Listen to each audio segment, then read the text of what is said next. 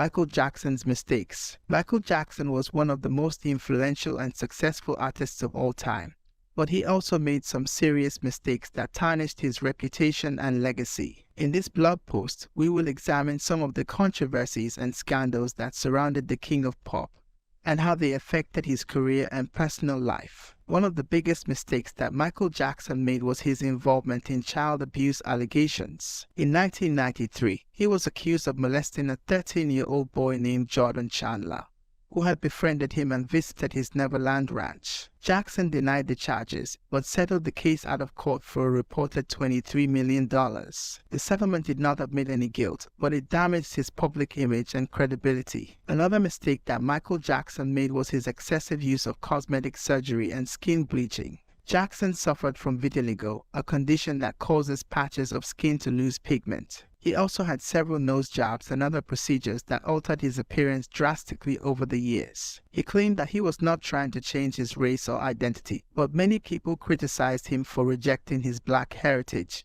and trying to look more white. The third mistake that Michael Jackson made was his erratic and eccentric behavior.